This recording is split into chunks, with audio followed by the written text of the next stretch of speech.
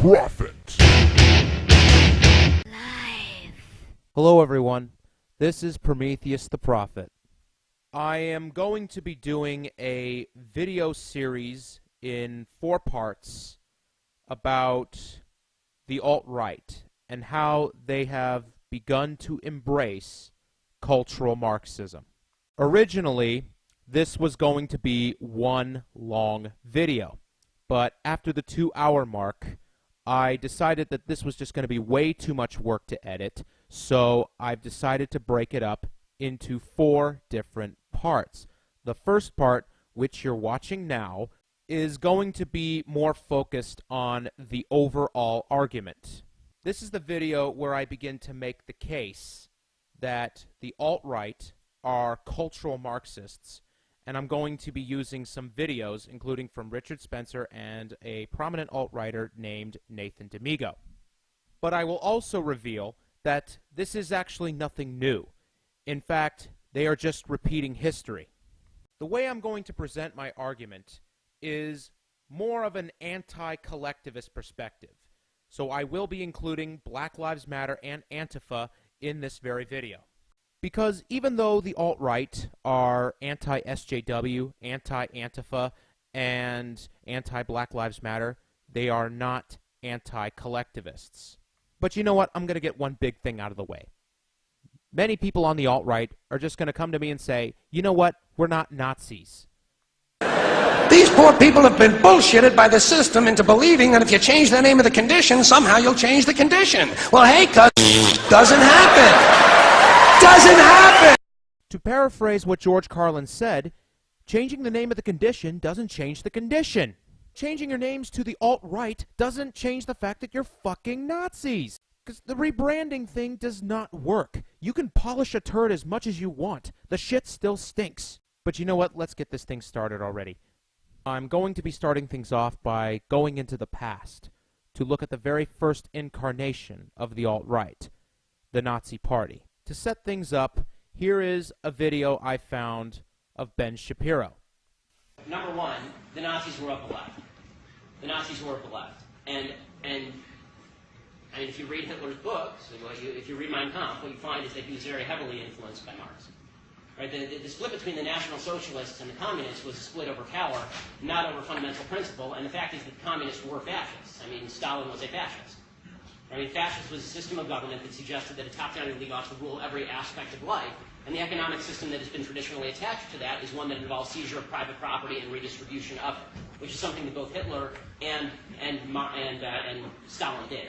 So there is a high correlation between the left of today and the fascist left of today and the fascist left of yesteryear. I don't draw a massive distinction, really ideologically, between Nazism and communism because they both have the same source. It's just that the Nazis tended toward nationalism and the communists tended toward internationalism. This was their main conflict. Now, obviously, the alt-right are not going to pay any attention to Ben Shapiro because he is Jewish.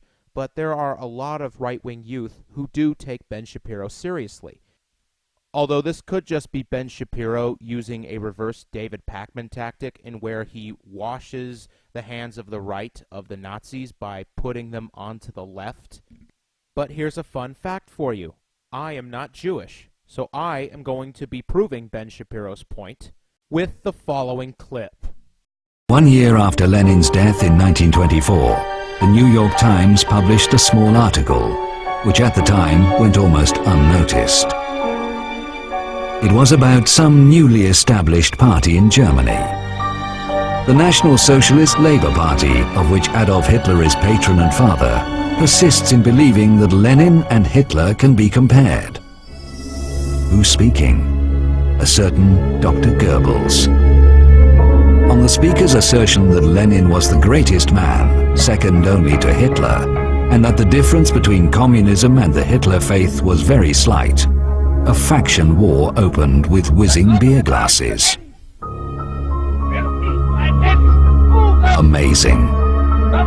The future Nazi propaganda minister Goebbels was openly declaring that the difference between Lenin's communism and the Hitler faith was very slight.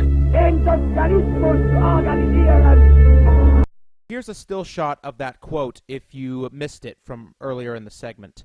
So, as the segment explains, once Joseph Goebbels said this quote in a private function, the room erupted in a faction war. The two factions involved the pro-Marxist faction, and the other faction was the side that wanted something of a German creation instead of something foreign.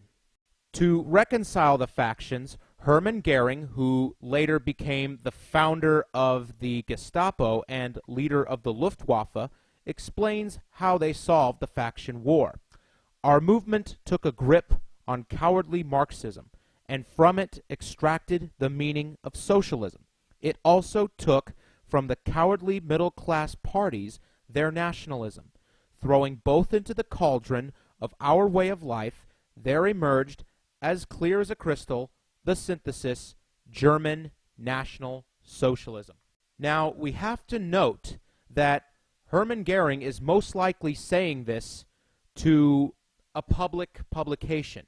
So, of course, he's going to refer to Marxism and the German parties as cowardly, even though Joseph Goebbels, in a private setting, actually had positive things to say about communism and Vladimir Lenin. And the only reason this quote got out was because there happened to be a riot within the party hall, and it just happened to be covered by a newspaper. But what I want you to focus on right now is the date of the speech. The date of the speech is November 27th, 1925.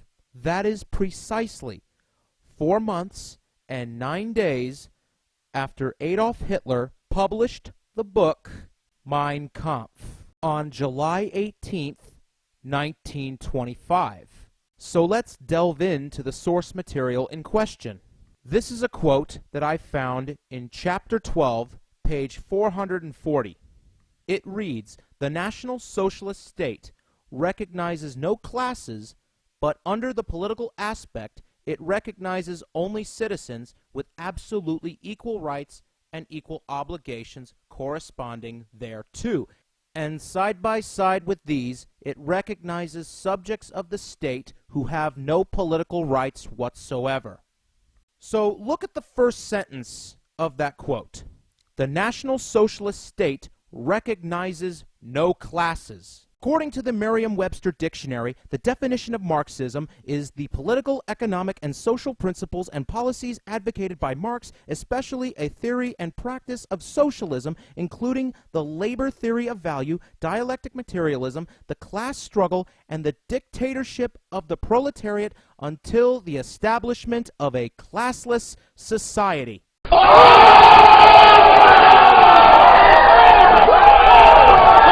There you have it. There you fucking have it. Adolf Hitler was a fucking Marxist. Or Hitler was too fucking dumb to even know what a Marxist was.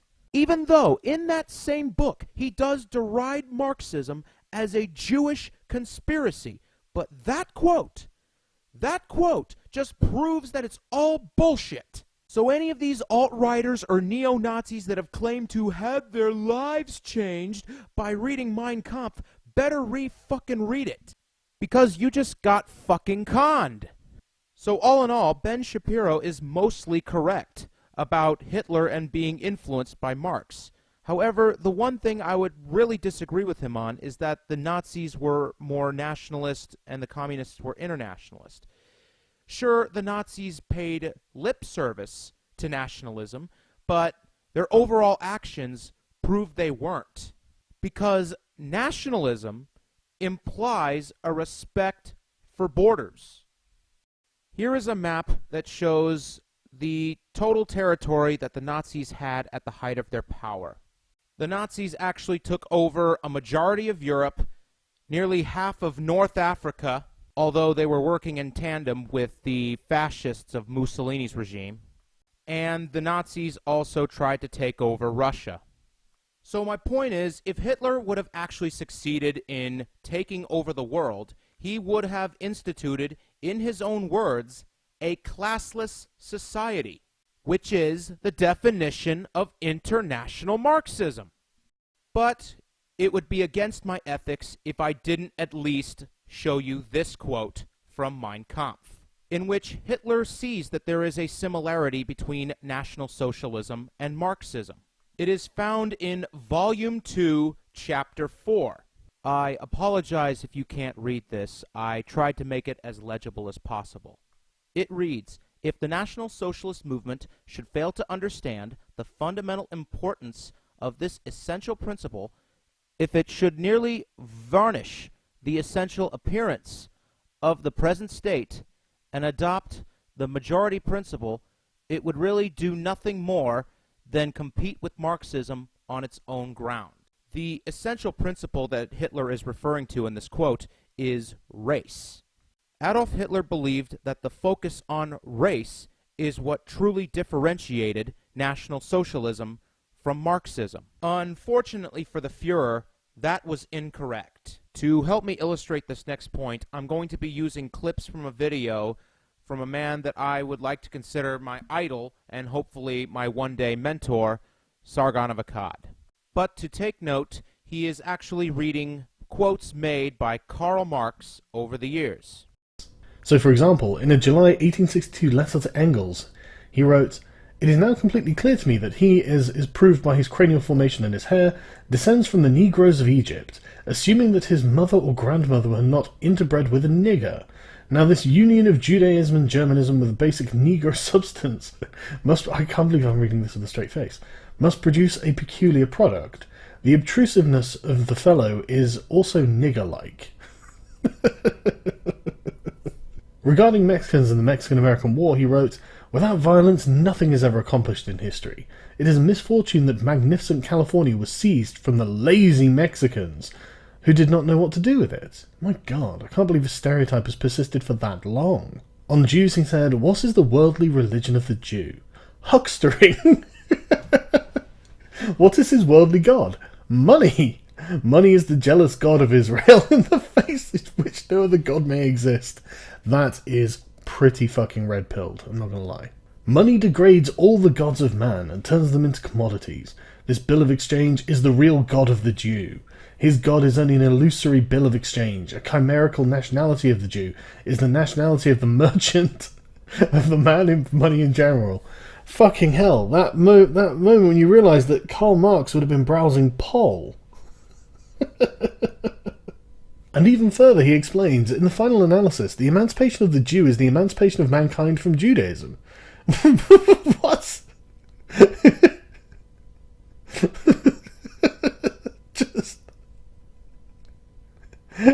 Which, according to some critics, suggests he's arguing that man can only be free when Jews no longer exist, according to the Philosopher's Magazine. Fuck me. I can only imagine how many "what the fuck, I love Karl Marx now" memes there are going to be. And in 1856 they'd taken it a step further. Thus we find every tyrant backed by a Jew, as every pope is backed by a Jesuit. In truth, the cravings of oppressors would be hopeless and the practicability of war out of the question if there were not an army of Jesuits to smother thought and a handful of Jews to ransack pockets. The real work is done by the Jews and can only be done by them, as they monopolize the machinery of the loan-mongering mysteries by concentrating their energy upon the barter trade in securities.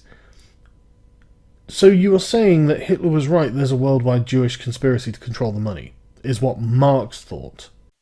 So the point of that clip was to illustrate that Karl Marx had actually made a lot of racist comments over the years, including the disparaging of black people, Mexicans, and apparently alluding to some serious anti-Semitism to the point where he actually wanted to emancipate mankind from Judaism. That seems like he would be very much in favor of Hitler's final solution. That was even a point that Sargon of Akkad alluded to near the end of that clip. Karl Marx even wrote a response essay to a fellow German philosopher named Bruno Bauer in 1843 and had it published in 1844 called On the Jewish Question. That is where Karl Marx made the final analysis that the Jews being emancipated meant mankind's emancipation from Judaism. And just to take note of the date, 1844 is exactly 4 years before he wrote, with Engels, the Communist Manifesto, which was in 1848. And again, because of my ethics, I am going to now take a few shots at the Antifa movement. I don't think I've ever seen a video where Antifa admit that they're communist, but it is clearly noticeable in their actions and their rhetoric. If you are watching this video and you are a member of Antifa or a supporter of Antifa and you think that communism is a good solution to Nazism, well, I have some evidence to the contrary. Stalin wrote to the Nazi Foreign Minister Ribbentrop, "The friendship between Germany and the Soviet Union was sealed by blood." Apparently, he meant the blood of the Soviet and Nazi victims. The Soviet Premier Molotov went to Berlin to discuss the post-war world order. In der neuen Reichskanzlei wurde Molotow vom Führer zu einer längeren Aussprache. He arrived with a list of territories the USSR was interested in. While Hitler and Molotov were discussing it, the other Soviet comrades enjoyed the company of Goebbels, who must have talked about the advantages of Nazism, because it was the Soviet Premier Molotov and not Goebbels who warned the West not to fight Nazi ideology. More than that, in his address to the Supreme Soviet in the Kremlin, Molotov declared that fighting Nazi ideology was actually a crime. It was published in all the largest Soviet newspapers. Later, that page will disappear from the public libraries of the USSR, along with many other pro-Nazi statements of the Soviet government. But why was fighting Nazism a crime in the Soviet view? Because mass killings and concentration camps were based on that ideology. Work makes you free. The Nazi camps. Work is an honor. The Soviet camps. If someone wanted to fight the ideology behind it, he would end up fighting the Soviet regime too. Molotov knew it. After all, he was the one who personally monitored the extermination of 7 million Ukrainians. Himmler monitored extermination of Jews. Both men agreed that for the common good, certain groups simply needed to be killed.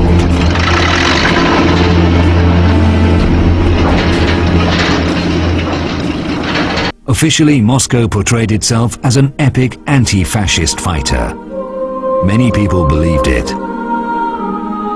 Many Jews fled to the USSR to be protected from Hitler. And then, Stalin did something unimaginable.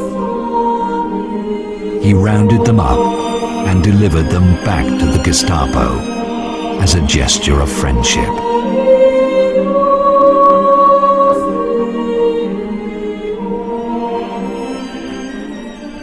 So communism was never really ideologically opposed to the Nazis. In fact, the Soviets were actual participants in the final solution. Because, as I exposed earlier with Karl Marx's actual beliefs, he was just as against the Jews as Adolf Hitler.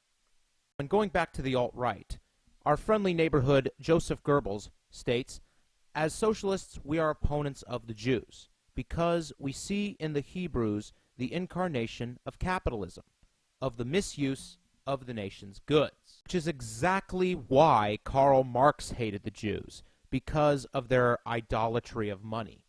Their idolatry of money was reminiscent of capitalism. Okay, it's time to shift to the present day. I do apologize for the nearly 20-minute long history lesson, but you don't understand. I keep seeing Hitler t-shirts, Che Guevara t-shirts, Nazi flags, and communist flags. It just needed to be taken down. All of it just needed to be taken down. So with that out of the way, let's finally shift to what's going on in today's society. So how does all of this relate to what's going on today? Well, you have the alt-right, which are the modern-day Nazis, and Antifa and Black Lives Matter are the modern-day communists, as if that wasn't obvious enough. Now, for those of you on the right that are flirting with the idea of joining the alt-right, there might be something you have to know first. Here is prominent alt-righter and leader of Identity Evropa or Europa. I don't know. If someone can clear that up for me, I'd really appreciate it. Looks like there's a V where the U is supposed to be. Anyway, Nathan D'Amigo.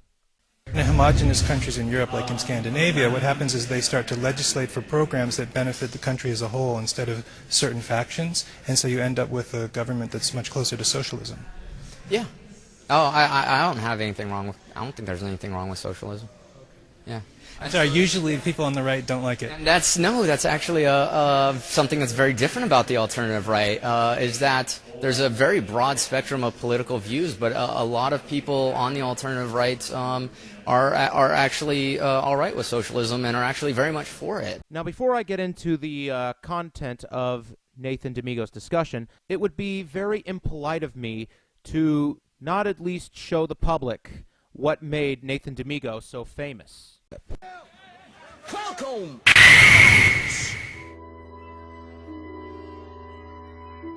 So Nathan D'Amigo seems very cut and dry in that interview, where he actually admits that, yeah, he's pretty much cool with socialism, and as well as most of the alt-right. So it kind of makes it difficult for the alt-right to not call themselves Nazis when they are pro-white, anti-Jewish, and pro-socialism.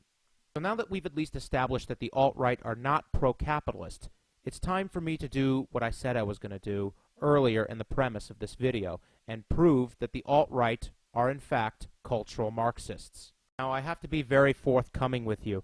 I could not exactly find a neutral definition of cultural Marxism, so I actually went to a far-right website called returnofkings.com, where I actually found an interesting framework that is illustrated in these two passages. The person being referenced in these passages is Antonio Gramsci, who was a Marxist prisoner of Benito Mussolini.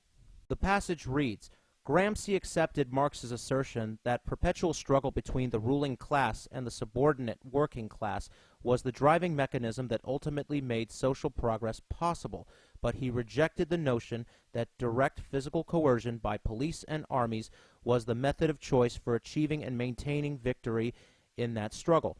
Rather, Gramsci held that if a population at large could, for a period of time, be properly indoctrinated with a new ideology, specifically a set of values, beliefs, and worldviews consistent with Marxist principles, a Marxist system could be sustained indefinitely and without coercion or force. In short, Gramsci held that Marxists needed to focus their efforts on gaining hegemony, i.e. control or dominion over the core beliefs of non-Marxist societies to change the population's understanding of what constitutes basic common sense.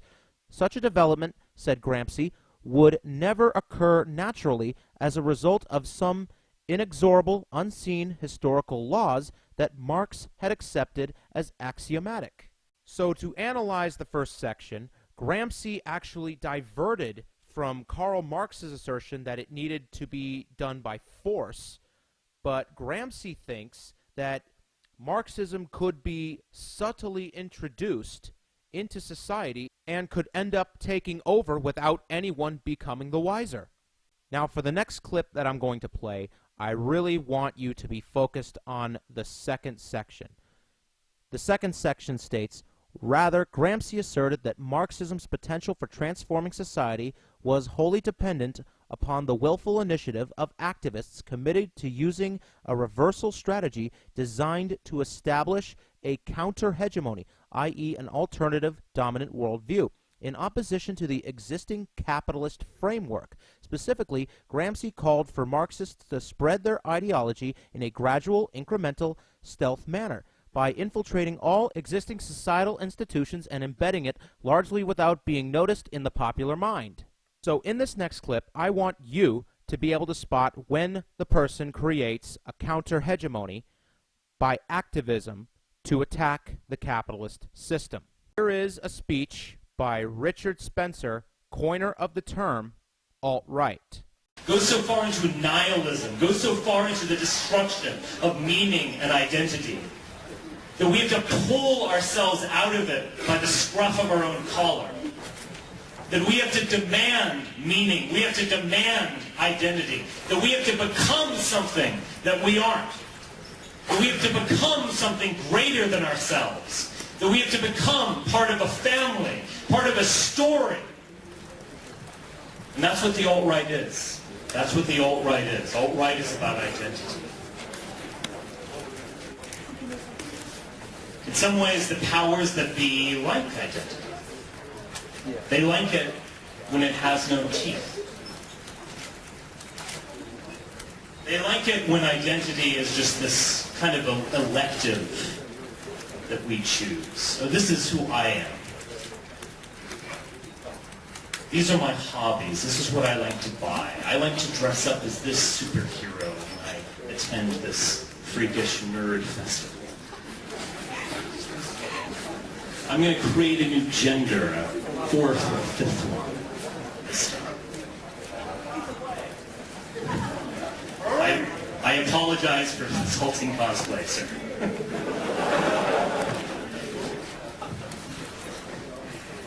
But all of those identities are ultimately toothless. They're ultimately meaningless.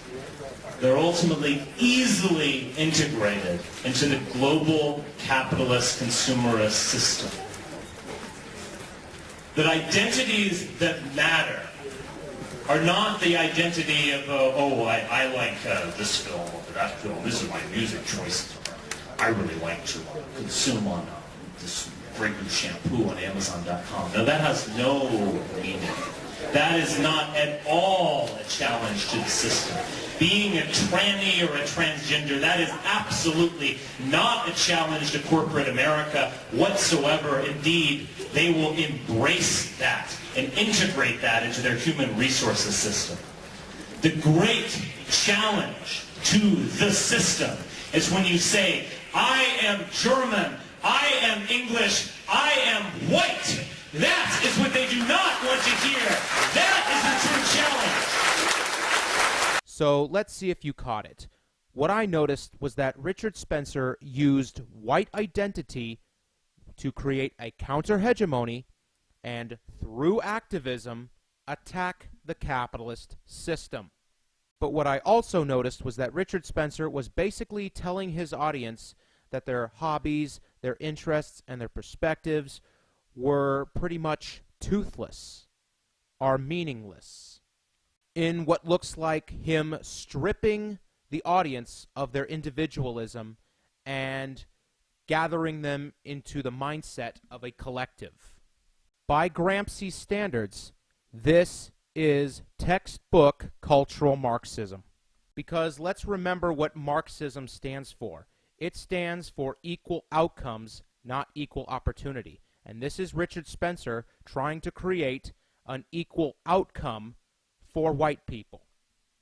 Don't misconstrue what I'm saying. I'm not saying that Richard Spencer read Karl Marx and has decided to implement Marxism, but what I am saying is that he has culturally appropriated the tactics of groups like Black Lives Matter in order to advance his own agenda. And if you're still not convinced, then it looks like I'm going to have to put the alt-right and the SJWs in a side-by-side comparison. Let's start off with a video from the SJWs at the Evergreen College. These racist teachers have got to go, hey, hey, ho, ho. These racist teachers have got to go, hey, hey. Teachers have got to go, hey, hey, ho, ho. These racist teachers have got to go, hey, hey, ho, ho. These racist teachers have got to go. Black power! Black power! Black power! Black power! Black power! Black power! A lot of YouTubers would have no problem naming this cultural Marxism. And personally, I wouldn't disagree with them. I mean, god fucking damn it, the woman in the video looks like she doesn't know what the fuck is going on. I mean, honestly, I used to run with the SJW crowd, but I never thought it would descend into this kind of madness. I mean, just having to watch this just pisses me off. And now I am fully convinced that this movement needs to be destroyed. It needs to be fucking obliterated. But you know what? I don't like what I'm seeing on the right either. I mean, it's the same kind of stupidity. It's pretty much borderline hypocrisy. And I'm not just talking about the alt-right. I'm actually talking about this alt-light or new right movement, or, you know what, as I'd like to call them, the Trump Justice Warriors. I'll probably talk about them in a later part. That's probably why I have not fully abandoned the left, like some fucking contrarian, and just jump ship to the right. But I do realize that the left needs some serious fucking reform. But that's kind of why I call myself a cultural liberal now. I will definitely be getting into that in the final part of my series. But you know what? I'm getting off track here. Let's just go to the comparison clip to what I would say is a great rival to the Evergreen College clip. Alright, so here is the alt-right at the torch-lit protest at the Confederate statue.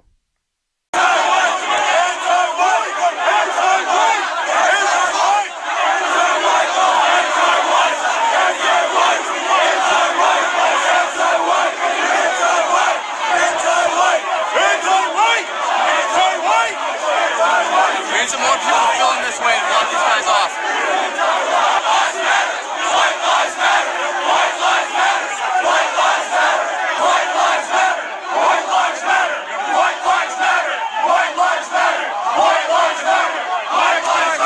Okay, so how is this not cultural Marxism? Because what it looks like is both groups creating a victim narrative and collectivizing themselves through said victim narrative. And for fuck's sake, both sides believe in racial separation. So apparently Nazis and communists agree on something, which, as I proved earlier in this video, is nothing new. But you know what?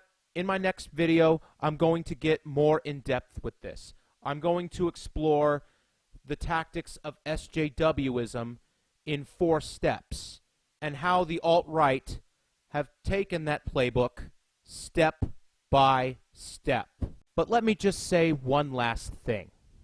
How can you expect to call a bunch of left-wing groups cultural Marxists only to have you copy those exact tactics and not have that name thrown back at you? It doesn't work that way. And if you still insist that you're not cultural Marxists... These poor people have been bullshitted by the system into believing that if you change the name of the condition, somehow you'll change the condition. Well, hey, cuz, doesn't happen. Doesn't happen. And if that still hasn't sunk into your fucking skulls, or you think this is some type of grand Jewish conspiracy... Uh-oh, retard alert! What are you, retarded? You are retarded. Yo, you're retarded. Oh. I'm Prometheus the Prophet, signing off.